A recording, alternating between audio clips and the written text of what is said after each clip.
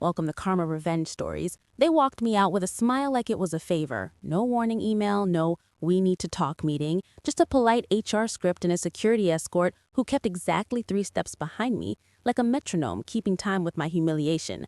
Atlas Freight swapped my nameplate for a glossy brochure and left my desk staged with someone else's knickknacks.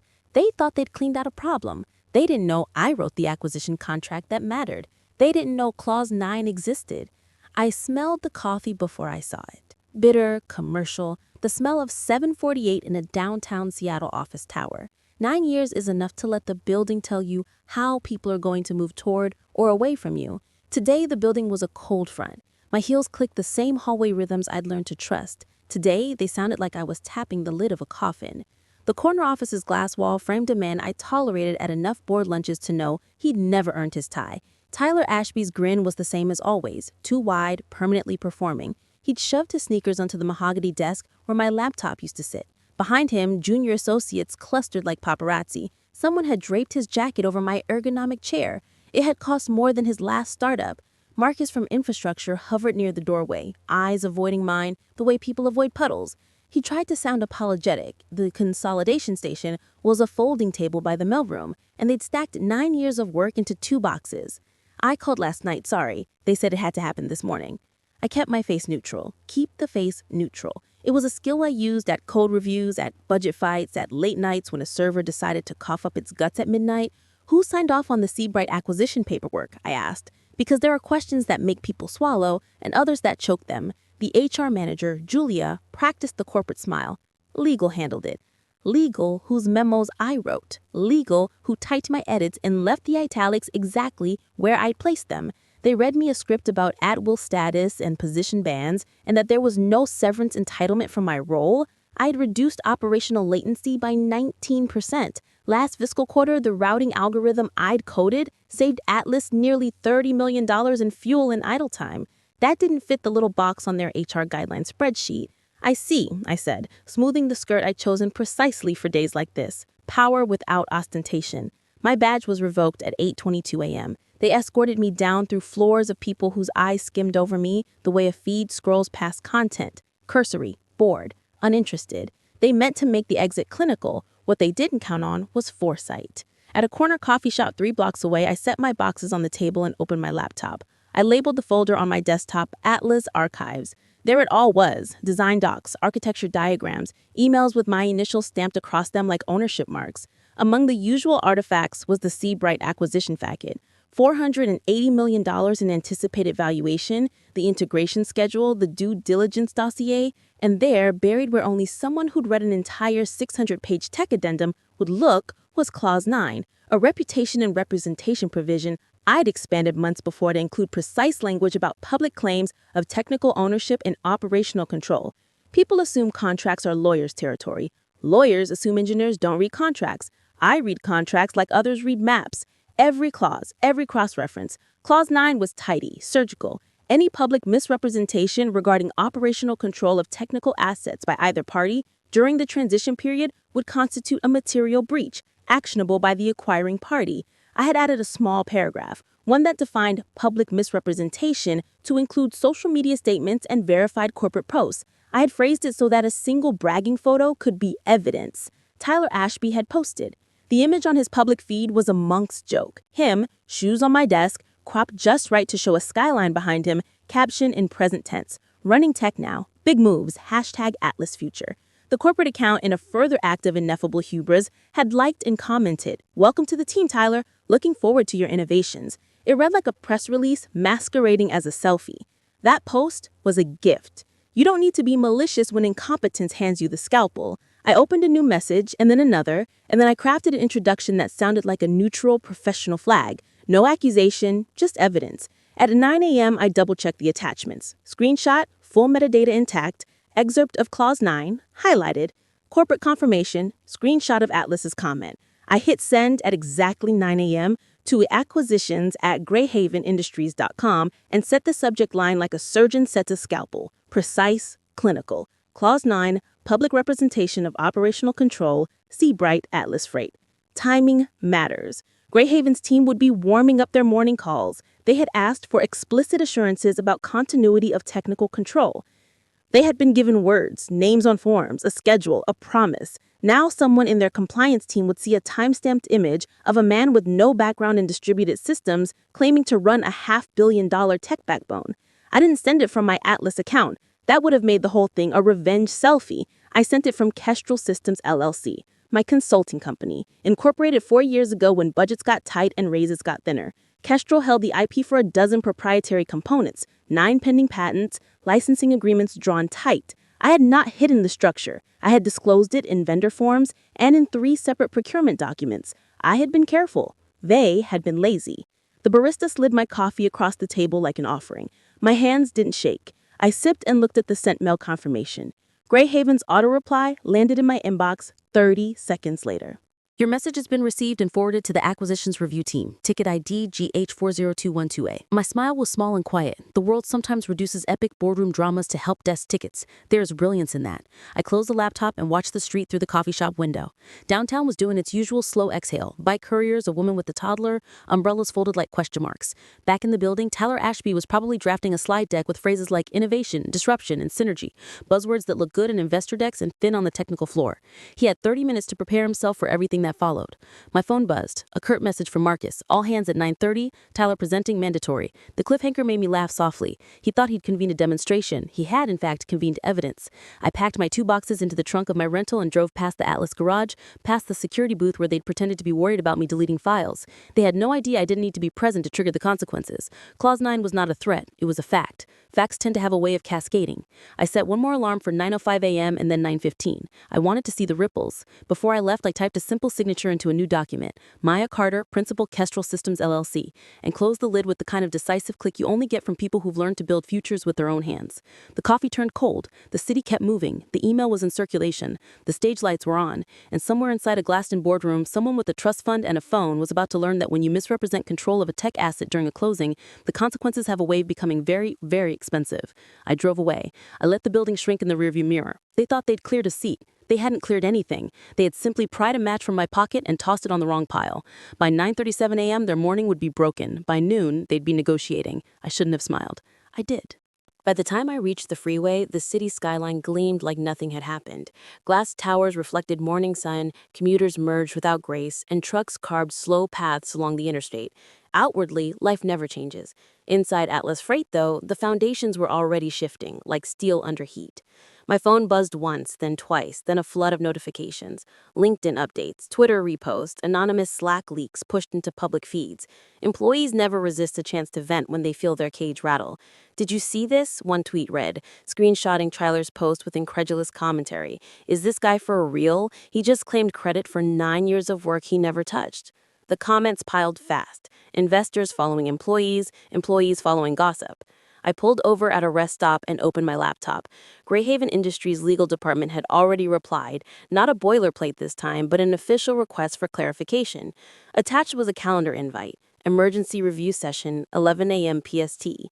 They had pulled me into the center of the fire. My pause was no longer words in a contract. It was a spear pointed directly at Atlas's heart. I leaned back in the driver's seat, staring at the invitation. My name was on the attendee list. They hadn't just acknowledged me, they'd elevated me. I wasn't the terminated employee licking wounds in a coffee shop. I was a stakeholder, a witness, and maybe, if I played this right, the most important voice in the room. Atlas had underestimated me because they thought engineers were replaceable. They thought women in tech who didn't pound the table in boardrooms were invisible. They thought silence meant weakness, but silence can also mean strategy. My inbox pinged again. This time it was Marcus. Short message, just one line. "They're scrambling. Tyler called in all hands, but Julia looks pale. Everyone knows something's wrong." Good. Fear has a scent, and once it spreads, it's impossible to scrub from the walls of a corporation. I pictured Tyler standing in front of the Atlas Freight staff, chest puffed, jargon spilling from his mouth, every word carving him deeper into the grave Clause 9 had dug. He was probably quoting venture blogs, talking about transformational culture shifts, while ignoring the clause I'd tucked like a landmine into his shiny new battlefield. That's the thing about arrogance. It blinds you to the details, and details are where I live.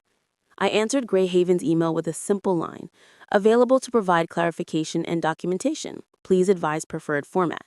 No threats, no grandstanding, just competence. Competence cuts deeper than malice. By the time I started the car again, my pulse had steadied into a rhythm I hadn't felt in years. For the first time since the cardboard boxes hit the mailroom table, I wasn't mourning my career, I was sharpening it. Back at my rented apartment, I spread the documents across the table. 9 years of careful work, signed contracts, technical appendices, all of it traced back to my fingerprints. I highlighted passages, flagged emails, and stacked exhibits in a neat pile. If Greyhaven wanted a case, I had a prosecution brief disguised as engineering notes. And then, almost on cue, my phone lit up with an incoming call. Unknown number, West Coast area code. I let it ring once more before answering. "This is Maya Carter." The voice was clipped, professional, male. "Miss Carter, this is Daniel Kincaid, legal counsel with Greyhaven. We've received your documentation. We'd like you to join us at headquarters this afternoon." Headquarters. Not a Zoom link, not a phone call. They wanted me in person. "Of course," I said, calm, steady, as if this was routine. Inside, adrenaline surged like a storm tide. They weren't just interested, they were mobilizing. "Good," Kincaid replied. "Bring everything. We'll have transport arranged."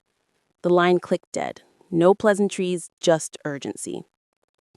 I closed my eyes for a moment, letting the reality sink in. I wasn't just holding leverage. I was becoming leverage. Greyhaven's acquisition rested on proving Atlas had breached trust. If they validated my evidence, $480 million wasn't just a number. It was a detonator. I packed my documents into a sleek leather case, locked the apartment, and checked the street. Black sedan idling at the curb. Professional driver, tinted windows. They hadn't wasted time. As I slid into the back seat, I felt the first flicker of something I hadn't let myself feel in weeks. Not anger, not grief, power.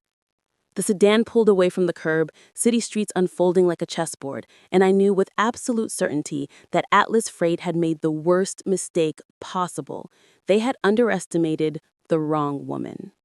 Greyhaven headquarters loomed like a fortress of glass and steel, a monolith designed to intimidate. The sedan slid into the underground garage, and for the first time since this began, I felt the weight of the game I'd stepped into. This wasn't an email exchange or a LinkedIn skirmish anymore. This was war. The driver opened my door, silent and efficient, no words, no introductions, just the kind of professional detachment you find in companies where everything, even human interaction, is billable. I smoothed my jacket, adjusted the strap of my leather case, and followed the trail of marble flooring to a set of elevators guarded by two men in tailored suits. "Miss Carter," one said, glancing at his tablet. "They're waiting." The elevator doors sealed with a whisper, carrying me upward. I checked my reflection in the mirrored wall, calm, composed, but sharp around the eyes. 9 years of being underestimated had taught me the art of hiding fire beneath porcelain. Today, though, I needed a little of that fire to bleed through. When the doors opened, a boardroom stretched out before me like a battlefield. The table was a glossy expanse of oak, polished until it reflected the ceiling lights in perfect symmetry. At the far end sat Greyhaven's legal counsel, Daniel Kincaid, flanked by a pair of executives whose suits looked more expensive than most people's cars. Their expressions were neutral masks. "Miss Carter," Kincaid said, rising to shake my hand. His grip was firm, his tone clinical. "We appreciate you coming on such short notice." "I figured it was worth my time," I said, sliding my case onto the table. The understated confidence in my voice was deliberate. Women who sounded too eager were dismissed, and women who sounded too cold were distrusted. Balance was power. The executives introduced themselves: Holloway, VP of Acquisitions, and Marks, CFO. Both were older, practiced, the kind of men who'd seen fortunes rise and fall, but never expected a mid-level engineer to sit across from them with the detonator to $500 million in her briefcase. Kincaid gestured. "You mentioned Clause 9 in your correspondence. We'd like to see your interpretation." I opened the case, sliding out the highlighted documents. The room grew quiet as I placed each page in a deliberate sequence. Contract language, social media screenshots, corporate acknowledgments. My fingers didn't tremble. This was my language, my terrain. Clause 9, I began, my voice steady, is a representation and reputation provision inserted during the Seabright negotiations. It clearly defines public misrepresentation of technical leadership as a material breach. Here, I tapped the contract. The language extends to social media and public channels. That language was not boilerplate. I drafted it. Kincaid leaned forward, eyes narrowing as he scanned the text. The executives exchanged glances. Marks, the CFO, frowned. "You're saying Atlas has already breached this?" I slid the screenshot of Tyler Ashby's shoes on my desk, grin plastered across his face. That post was timestamped during the transition period. The corporate account amplified it. Together, those actions establish misrepresentation of operational control. Under Clause 9, that breach entitles you, Greyhaven, to invoke penalty provisions and reevaluate the entire deal. Silence fell like a blade. Holloway's eyes flicked between the screenshot and my face. Do you realize what you're saying, Miss Carter? I met his gaze without flinching. I'm saying your $480 million acquisition is compromised because Atlas handed the microphone to the wrong man. The words hung heavy. For the first time, I saw the mask crack. Holloway leaned back in his chair, exhaling through his nose. Mark scribbled something furiously into a leather-bound notebook. Kincaid folded his hands. We'll need you to testify to this, internally and potentially in arbitration if Atlas disputes. Are you prepared for that? Prepared? I'd been preparing since the first day Atlas ignored me in meetings, since the first time I had to explain my own code to a man who'd skimmed my report 10 minutes earlier and then repeated my idea as his own. This wasn't preparation. It was inevitability. Yes, I said simply. Good, Kincaid replied, because they're already pushing back. We've received notice that Atlas intends to clarify Tyler's post as personal expression. They'll argue it doesn't constitute corporate representation. I allowed myself the smallest of smiles. Then they didn't read the clause carefully enough. The executives murmured agreement, but beneath it I felt the tension coil tighter. Greyhaven wasn't just interested in enforcing a clause. They wanted leverage. A misrepresentation this big gave them a golden ticket. Renegotiate terms, shave millions off the deal, maybe even walk away. And they'd use me as both scalpel and shield. Holloway finally broke the silence. Miss Carter, Atlas underestimated you. That may turn out to be their most expensive mistake. The meeting adjourned with brisk efficiency, but not before Kincaid leaned close as the others filed out. You've made yourself valuable. That makes you powerful. But it also makes you a target. His warning followed me down the elevator. As I stepped back into the gray Seattle afternoon, I felt the weight of the next chapter pressing forward.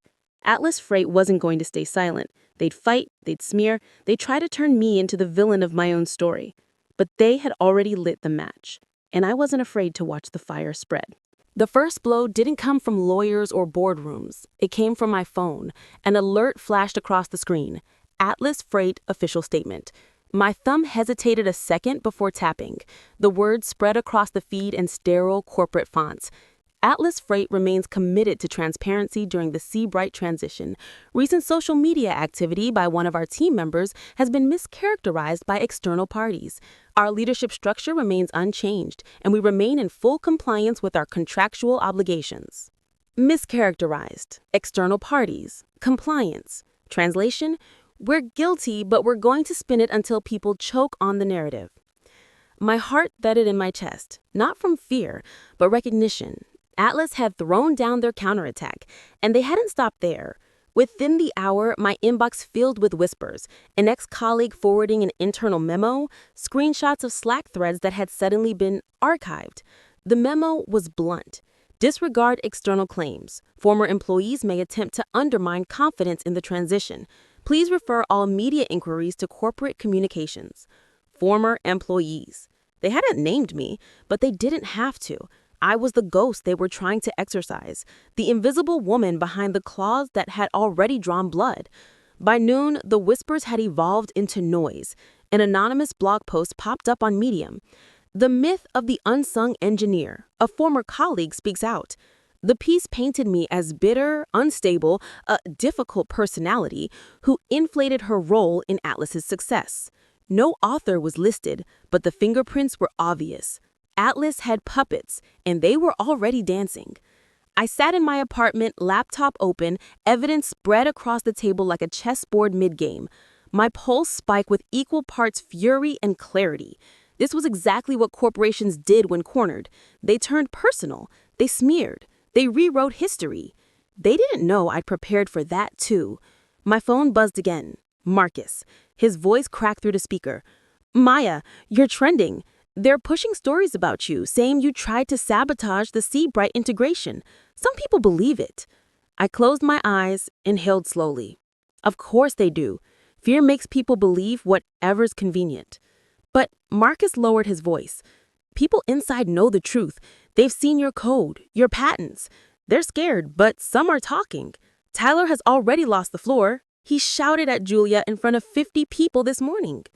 Good. The cracks were widening.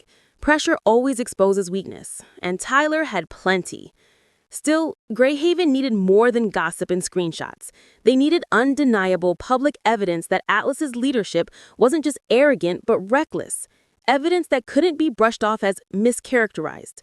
That night, I scrolled through months of archived files, searching for the right weapon. And there it was, a gem buried in an email chain about intellectual property rights. Tyler, careless as ever, had signed off on a proposal claiming credit for a routing algorithm.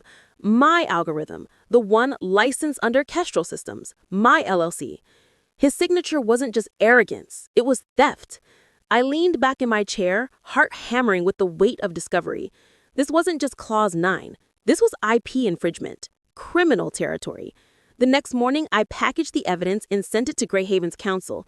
Their response was instantaneous. Understood. We will escalate immediately. By afternoon, the media had their hands on the story. Headlines hit like hammers. Atlas Freight accused of breach during a $480 million deal. Engineers' clause may cost freight giants millions. Acquisition in jeopardy as legal storm brews. I stared at the screen, the words sharp as glass. For years, I've been invisible. Now my shadow stretched across headlines and boardrooms. Atlas struck first, but I had struck deeper. And Tyler? Tyler was unraveling in real time. Anonymous staffers leaked that his office door stayed shut all day, that he'd been heard slamming files, that Julia left the building pale and silent after a 2-hour meeting with legal. The fire was spreading, just as I knew it would. But fires don't stay contained. They jump walls, burn allies, consume everything in reach. And as I sat there, watching Atlas crumble piece by piece, I realized something chilling. I hadn't just set the blaze. I was standing close enough to get burned. The arbitration chamber wasn't a courtroom, but it felt like one. Polished wood, rows of suited men and women, a panel of arbitrators whose expressions betrayed nothing. Behind them, the Greyhaven and Atlas legal team squared off like armies waiting for the trumpet to sound.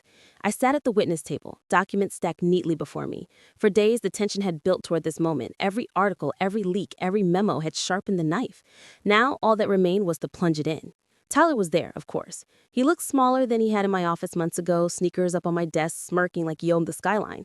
Now his tie was too tight, his smile stretched thin. His arrogance had curdled into desperation. "Miss Carter," the lead arbitrator said, his voice calm but commanding. "Please explain in your own words the significance of Clause 9. I leaned into the microphone, steady. Clause 9 establishes that any public misrepresentation of technical ownership or control constitutes a material breach. Atlas Freight, through its executive, Mr. Ashby, and its official corporate accounts engaged in precisely that. The evidence is clear, time-stamped, and corroborated. Kincaid, Greyhaven's counsel, guided me through each exhibit, the screenshot, the corporate comment, the contracts. Then the piece de resistance, the email with Tyler's signature claiming credit for the Kestrel routing algorithm. Gasps rippled through the room when the page hit the projector screen. "Mr. Ashby," Kincaid said, voice sharp as a blade, "this algorithm was patented under Ms. Carter's LLC, Kestrel Systems, years before Atlas's acquisition of Seabright. Can you explain why your name appears here as the author?" Tyler stammered, his face flushing. It was a clerical error. I was told to—" "By whom?" Kincaid pressed. He faltered. I don't recall." The arbitrators exchanged glances. The silence that followed was damning. Greyhaven CFO, Marks, leaned in and whispered something to his legal team. A ripple of quiet satisfaction moved through their side of the table. Atlas's lawyers shuffled papers, whispering urgently, as if rearranging deck chairs on a sinking ship. When it was over, the ruling was swift.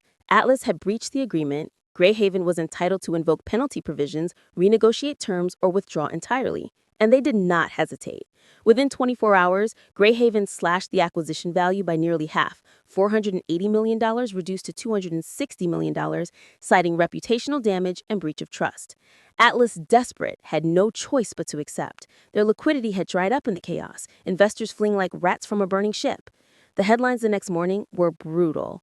Greyhaven rewrites $480 million deal after breach. Atlas's freight's leadership implodes amid scandal.